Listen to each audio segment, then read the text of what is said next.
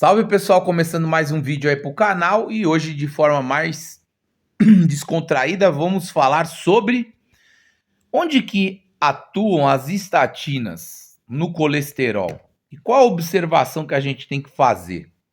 Bom, se você tem aí um problema de dislipidemia, às vezes problemas endócrinos ou porque realmente não fecha a boca, come bem errado, você provavelmente também, se não for uma questão genética, né, que eu já fiz um outro vídeo aí, vocês vão ver ali que eu falo dos alvos farmacológicos nas dislipidemias, esse vídeo, você provavelmente vai estar aí com o colesterol alto e com a fração ruim elevada.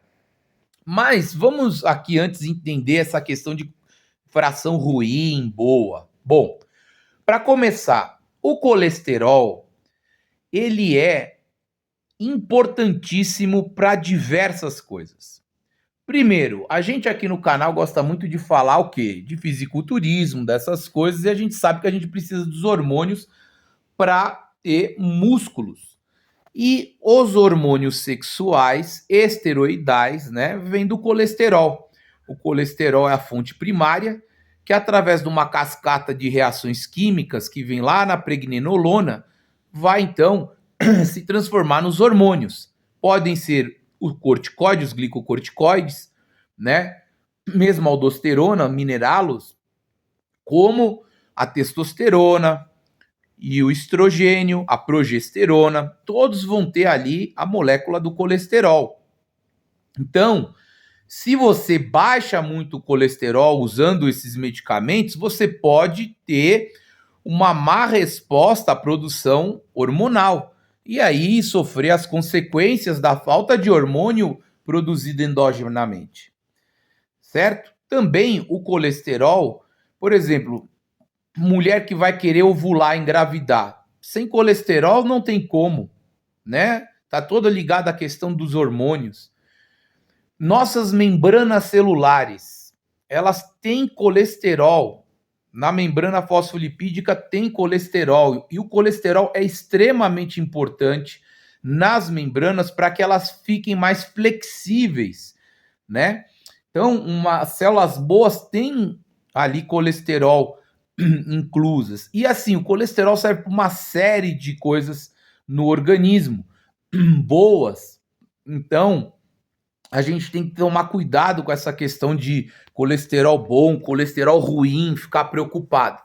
O que interessa realmente é esse equilíbrio. Agora, o que é colesterol bom e ruim? Vamos definir aqui.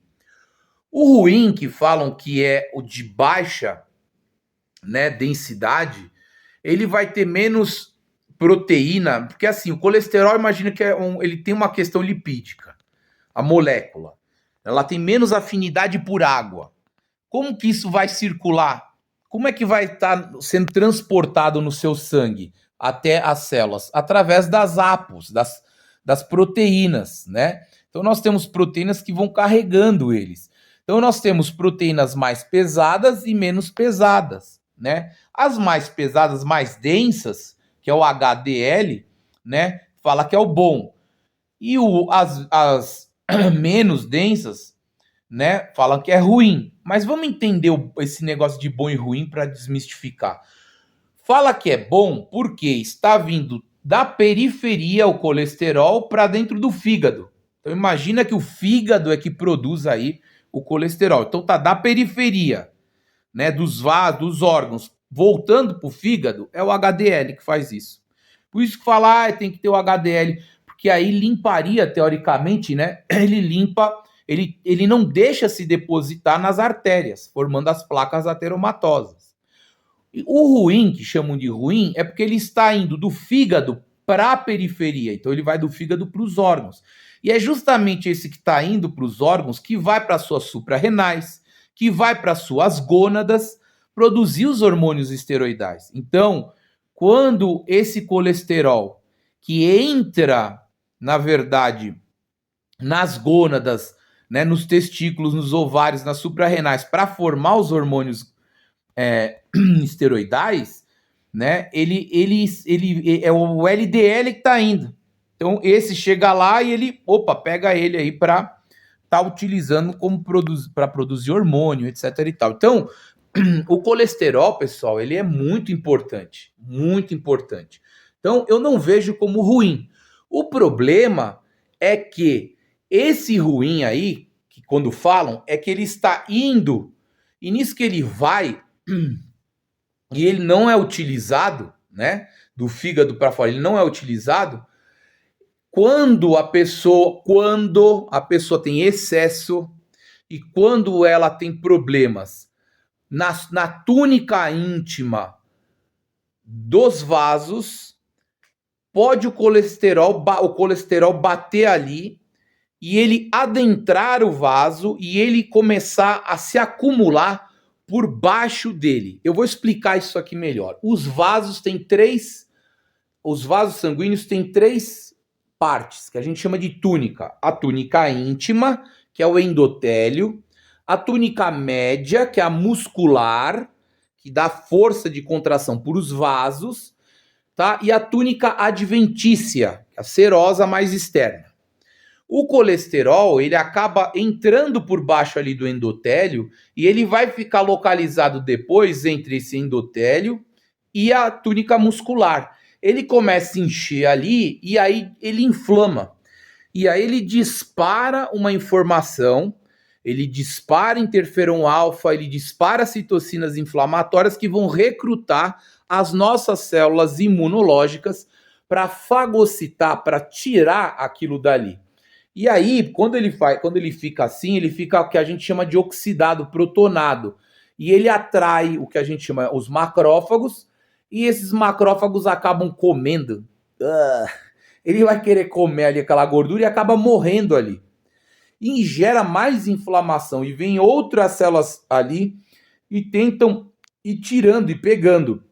E o que acontece nesse caso? Nós temos as plaquetas que, por estar irregular a superfície desse vaso, elas acabam batendo ali, ou o próprio endotélio ele acaba ficando tipo escama de peixe, sabe? Em vez de ficar aquele pavimento lisinho, bonitinho, ele fica eriçado igual escama de peixe e acaba então as plaquetas se depositando ali. Vai formando malha de fibrina, vai formando plaqueta, vai formando mais placa ateromatosa, mais células do sistema imune, aquilo vai formando uma massa, um bolo, e aí passam células vermelhas ali que acabam rompendo e acaba virando, então, um trombo. Na verdade, fica uma malha de fibrina, tipo um coágulo. E se isso daí se deslocar, por algum problema ele se desloca, aí vai virar um trombo. Esse trombo pode circular em você e parar num vaso mais fino, numa bifurcação, principalmente, né? Aí quando forma nas artérias, e levar um AVC, ou no caso o infarto, ele vai obstruir, não vai deixar o sangue passar e forma uma isquemia, ele forma. Agora, veja só, um grande problema é que as pessoas, elas acabam, quando elas, por exemplo, provocam muita inflamação, se alimentam de fast food, açúcares refinados, óleos, tudo inflamatório que gera inflamação, né? Principalmente os tabagistas. Então, quando você tem ali a nicotina, aqueles produtos do tabaco, eles acabam fazendo uma vasoconstrição, aumentando pressão. Quem é hipertenso também. Todas essas coisas, essas toxinas, danificam a parte interna do vaso, o endotélio. E esse endotélio, então, ele acaba podendo gerar as inflamações ali, onde vai, então, puxar o colesterol e a placa ateromatosa, vai ser formada. Então, essa inflamação que a gente provoca no organismo pode ir lá danificar essa parte interna do vaso e levar, então, a esses depósitos. Por quê? Porque o sangue, ele tem que ter um fluxo laminar, de lâmina. Ele passa bonitinho pelo vaso, Dentro do vaso, imagina um vaso aqui redondo, no meio a velocidade é maior, e à medida que o sangue vai indo para a periferia, diminui-se a velocidade por cisalhamento, que a gente chama, né? Onde nas margens nós vamos ter uma velocidade maior, que é onde as células vão poder estar passando dos vasos para os tecidos, as hemácias vão estar ali espremendo para mandar o oxigênio que dissocia, os nutrientes se difundirem. Então, imagina uma rodovia, né? Na pista do meio, imagina uma rodovia que a pista do meio é que tem muita velocidade, tá? E à medida que vai indo para os cantos, tá? A velocidade diminui, tá? Então ali a velocidade no canto ali é o endotélio, né? Ali é a parede do vaso. Então, quando o fluxo é laminar, ok. Quando o fluxo ocorre por turbilhonamento, aí você tem danos ali nos vasos. E aí, por que ocorre esses turbilhonamentos? Por causa dessas inflamações no endotélio. Então ele tá lisinho, bonitinho, ele começa a danificar, o vaso vai ficando tortuoso, pronto, virou o sangue não escorre bonitinho ali, ele chacoalha, digamos assim.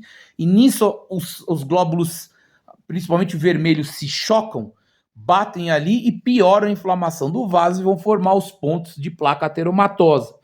Geralmente, também, né, quando a gente estuda os vasos, faz aquelas angiotomografias por contraste, a gente observa que nas zonas de bifurcação desses vasos, que é onde tem um turbilhonamento fisiológico, digamos, na inflamação e nas pessoas que vão ter a tendência a formar mais o LDL, etc., vai ser ali nesses pontos que nós vamos ter uma maior deposição, então, das placas ateromatosas. E quando a gente faz, então, um exame de ultrassom de carótida, pela carótida ser nesses trechos aqui, né, ela ser sem uma bifurcação, então o sangue ele passa de forma rápida, laminar, quando a gente observa a placa ali é porque a coisa está realmente preocupante e feia, que você imagina nos vasos pequenos, tortuosos e do miocárdio, né?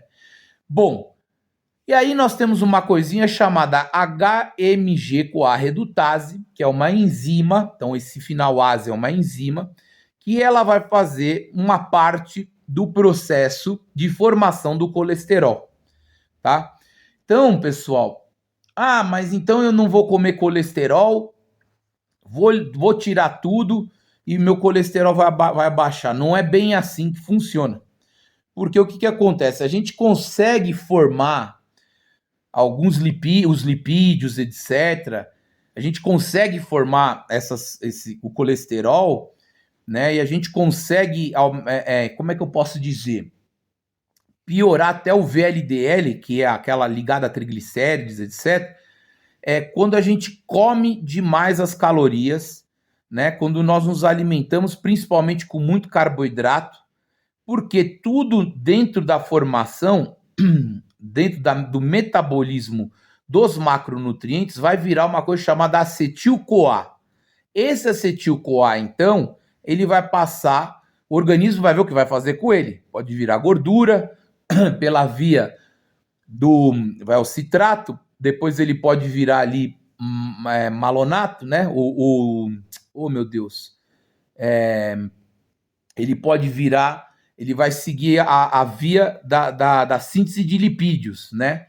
Que é feita pela enzima acetil-CoA carboxilase, e aí vai formar aí lipídios. E ele pode formar, através da HMG-CoA redutase, o colesterol. E aí, as estatinas, elas são moléculas ali que elas vão mimetizar, elas vão, tipo, antagonizar, mexer ali nessa enzima, né? Então, o organismo, ele pensa assim que, tá inibindo de fazer o colesterol, então, ok, não vou produzir, vou parar a cascata embaixo. E aí, nós temos algumas estatinas aí. Temos estatinas que são mais lipossolúveis, que são a maior parte delas, e hidrossolúvel, que são duas aí, tá aí, que vai depender do pH, do log do pH.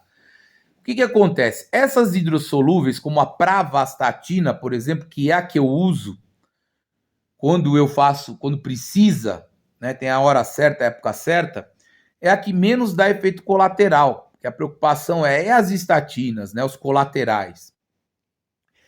Ela por ser hidrossolúvel, ela metaboliza rápidos. Como também a minha vida é curta, eu tomo antes de dormir. Então, algumas estatinas, quando você vai utilizar, que elas têm a meia-vida curta, você tem que usar antes de dormir. Quando a estatina, como a Roso, a estatina, ela tem a meia-vida longa, você pode tomar a qualquer hora do dia. Ela vai ficar um nível plasmático mais efetivo.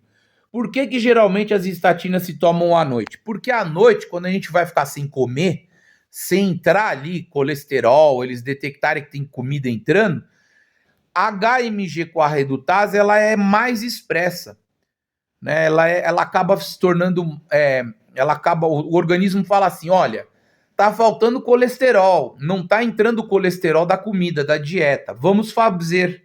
E ela ativa, então, a HMG com a redutase. E isso vem no período de jejum, que é à noite, por isso que se usa mais à noite, antes de dormir, para você ter um nível plasmático maior e segurar mais tempo ela. Agora, lembrando, toda vez que seu colesterol baixar a um nível abaixo, né, do fisiológico, a HMG com a redutase vai disparar para fazer colesterol de todo jeito. E, na verdade, o que acontece? Na verdade, quando o organismo vê, quando você inibe ela ali, você vai falar assim, olha, tem muito colesterol aqui. E aí, automaticamente, as células vão aumentar a expressão dos receptores que captam colesterol. Por isso que o HDL, ele acaba baixando, o HDL não, o LDL, ele acaba baixando muito mais rápido do que a subida do HDL, tá? Não vou entrar nessa parte aqui, que é complexo para um vídeo que eu tô fazendo aqui na mão. Que aí teria que dar uma aula mais a fundo. Mas, na hora que ela expressa, para captar ali, ele puxa mais colesterol ali. Aí vai dar uma falta de colesterol e ativa novamente a HMG com a redutase para fazer mais colesterol. Então, é como se fossem feedbacks, positivo e negativo, positivo e negativo. E quando você fica inibindo sem parar a HMG com a redutase, ela vai falar, opa, caiu demais. Aí ele vai querer dar um rebote, ele vai querer pegar em outro canto. Então, às vezes, a pessoa, ela precisa associar, às vezes, a estatina com uma ezetimiba ou com outros produtos quelantes é uma enzima, agora me fugiu a cabeça, são quelantes, por exemplo, por quê? Quando nós nos alimentamos, a comida, quando o ácido, a bile, ela aperta a vesícula biliar para esguichar a bile no teu duodeno e emulsificar o alimento, é como se fosse a bile ali, né? Ali você tem muito colesterol que vem ali forma os ácidos biliares, que eles justamente vão fazer uma recaptação enterohepática ali, depois vão aproveitar parte disso, que justamente é o mesmo princípio do detergente. Sabe o detergente? O detergente tem uma parte lipofílica e uma parte hidrofílica. Então, o que ele faz quando você vai lavar a louça? Quando tá com aquela gordura na louça, a parte lipofílica se acopla à gordura da louça, e a hidrofílica a água, e aí carrega a gordura embora. Então, mais ou menos serve para isso, aí os ácidos biliares. Então, eu estou digerindo ali, soltando, e eu recapto parte disso. E aí você tem, então, olha como é importante, se você não tem colesterol, você também não vai ter uma boa digestão, porque você vai ter um déficit de ácidos biliares na sua vesícula biliar, no seu suco biliar. Tá? Então faz parte da digestão também termos um bom nível de colesterol. E é o que acontece? Existem medicamentos que fazem com que você não recapte, inclusive suplementos nutricionais como parte da...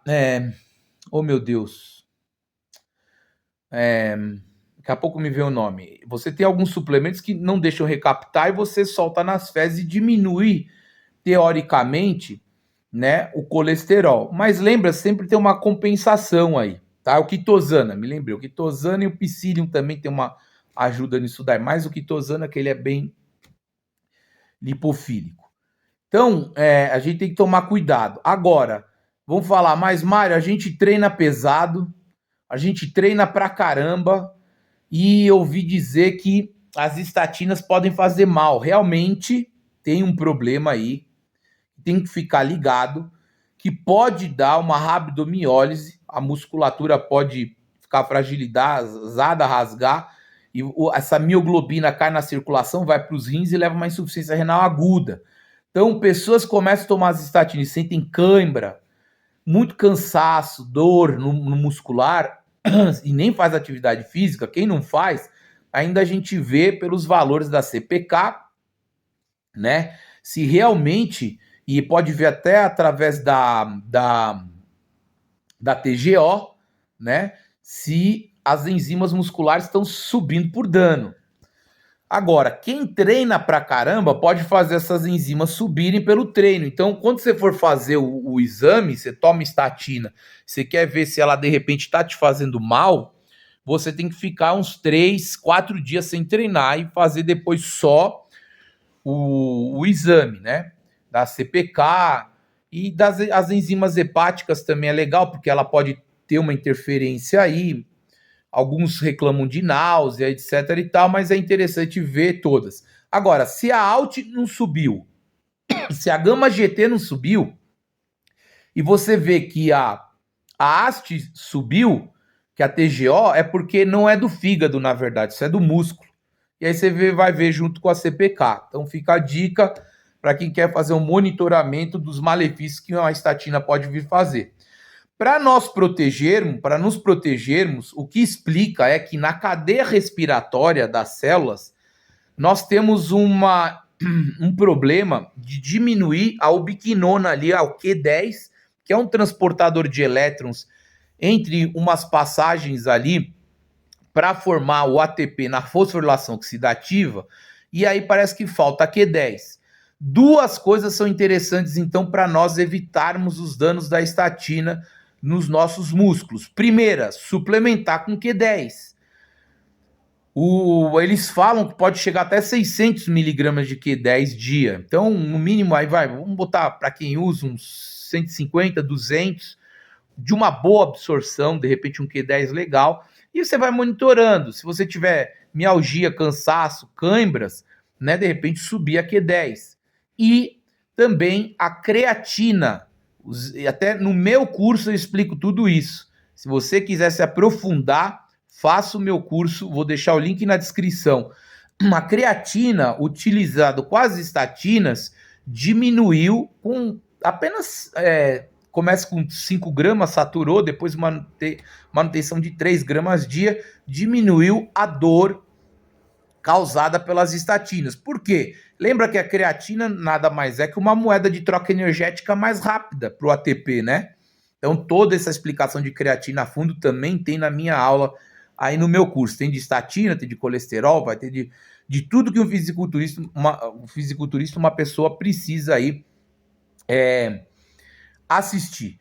E aí, pessoal, nós temos algumas estatinas que podem, dependendo delas e da dose, da frequência, elas podem chegar até um X% de abaixar o colesterol. Então, tudo vai depender de quanto que está ruim o teu colesterol. Se é uma coisa muito abrupta, que precisa cair 50%, vocês vão ver aí que tem que ser certas estatinas. Né? Outras, menos, então você pode usar outras estatinas. Como eu uso a pravastatina em dose mínima, e a pravastatina não tem um grande potencial de baixar o colesterol, ela acaba baixando aí 10, 20%, tá ótimo. Mas tem que lembrar que eu sou atleta. Então eu não fico comendo porcaria por aí. Eu faço atividade física, faço os aeróbios, minha dieta é limpa. Então o mais importante de tudo é não pensar só no remédio, e sim em mudar os seus hábitos. Fazer atividade física, no começo acompanhado, controlado, mudar a sua dieta, mudar os seus hábitos de vida, para esse colesterol ceder o máximo possível sem precisar de remédio. O remédio ser só um empurrão para botar no lugar. E depois, quem sabe, até tirar o remédio. Né? Tem muitas pessoas que tiram as estatinas, porque mudou a vida. Está com a mente diferente, está com outros hábitos, ok. Vida que segue. Então, o mais importante é isso aí. Eu vou deixar aqui também, então, as estatinas. Vocês vão vendo que as miligramagens pode aumentando de certas estatinas em relação a quanto que você quer baixar. E outra coisa importante para finalizar o vídeo é o risco cardíaco que a gente tem de um colesterol alto, desregulado, junto com a hipertensão. Então aqui nesse gráfico aí vocês vão ver essas curvas, né? Que você vai passar aí uma reta imaginária, e aí você puxa X com Y, e aí você vai ver que quanto maior é a minha pressão e meu colesterol, o risco cardíaco que você vai ter de morrer, de ter um infarto e vir a falecer 5 anos após, tá? Então tá aqui, ó, o risco, né, que vai aparecer as doenças cardíacas aí 5 anos depois, se você não arrumar o seu colesterol em relação à pressão. Então é importantíssimo. Por quê? Porque tem a ver com aqueles danos que eu falei antes do turbilhonamento do vaso, né? E também tem a ver com deslocamento da placa, né, daquele coágulo, etc, daquela placa ateromatosa que vai virar um trombo. E aí vai obstruir, você vai ter uma isquemia e uma anóxia tecidual, e aí vem um infarto realmente. Se der tempo, por exemplo, no coração, o pessoal vai lá e põe um stent. Chega lá naquele lugar que está todo obstruído, põe a molinha abre e aí passa o fluxo. Mas lembrando que o stent de preferência tem que ser um medicamentoso, porque aquela mola em contato com o endotélio vai causar uma reação inflamatória e vai facilitar uma deposição de placa ali.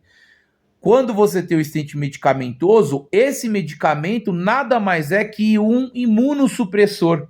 Então ele não deixa com que as suas células do sistema imune ataquem ali aquela parte do stent e não façam novamente uma reação. Porém, se você não mudar a vida, os hábitos, etc., vai formar uma placa mais ali na frente. Aí vai pôr um outro stent. Chega uma hora que o vaso não aguenta mais e você tem que fazer a famosa ponte de safena. Vai tirar a tua safena, a veia mamária, etc., e vai colocar ali, vai substituir se der tempo, certo? Galera, espero que você tenha gostado desse vídeo. Desculpa que foi longo, mas muita informação legal aí. Gostou? Compartilha, deixa o like, manda comentário e é isso aí. Medicina para sempre. Valeu!